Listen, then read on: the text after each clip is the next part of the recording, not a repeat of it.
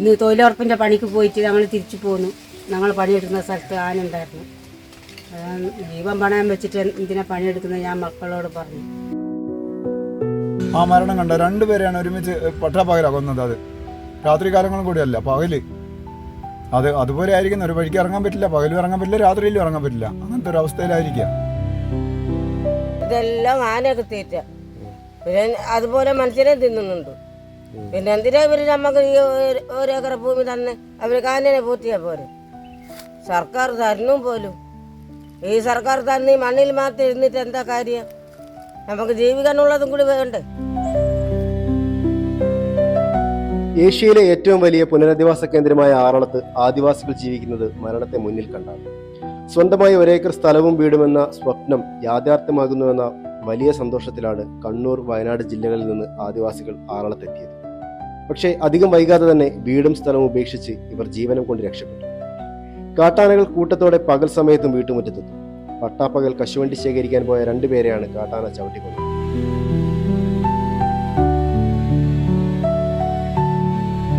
ഇവിടെ ഒരു ഫെൻസിങ് ഇല്ല. നമുക്ക് ഒരു 5 ഏക്കർ അല്ലെങ്കിൽ ഒരു 10 ഏക്കർ വെച്ച് ഫെൻസിങ് ഇട്ട് തരുന്നുണ്ടെങ്കിൽ തന്നെ നമുക്ക് ഇവിടെ പിടിച്ചു നിൽക്കാൻ കഴിയും.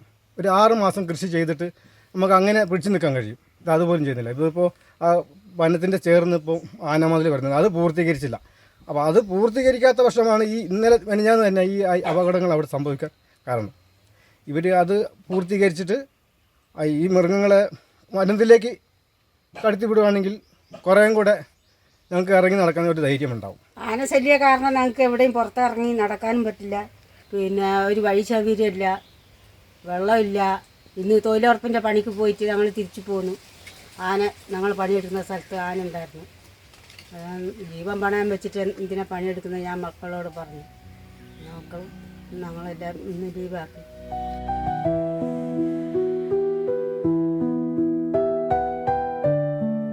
ഒരു ഉപകാരവുമില്ലാതെ കോടികൾ മുടക്കി നിരവധി കെട്ടിടങ്ങളാണ് നിർമ്മിച്ചിട്ടിരിക്കുന്നത്.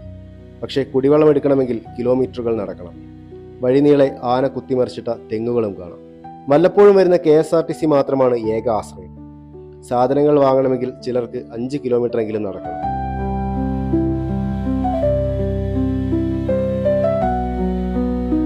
രാത്രികാലം ആയി കഴിഞ്ഞാൽ നമ്മളൊക്കെ ഇപ്പോൾ 7:30 നമ്മൾ കടയടച്ചിട്ട് പിന്നെ അകത്ത് കയറി കഴിഞ്ഞിട്ടുണ്ടെങ്കിൽ നമ്മളിനിപ്പോൾ പുറത്തിറങ്ങാൻ വിഷമമാണ് നമുക്ക്.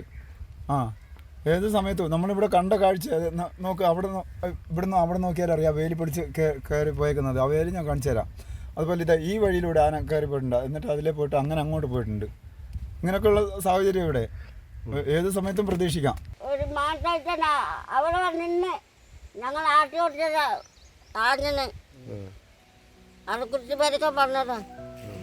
ഞങ്ങൾ വിട്ടു കൊടുത്തില്ല.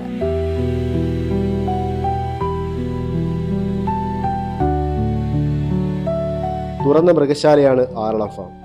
ആരെ എപ്പോഴാണ് ആന ആക്രമിക്കുന്നതെന്ന് പറയാൻ സാധിക്കില്ല. ഏതു നിമിഷവും ആനയുടെ വരവും കാത്തിരിക്കുകയാണ് ആറളത്തെ ആദിവാസികൾ.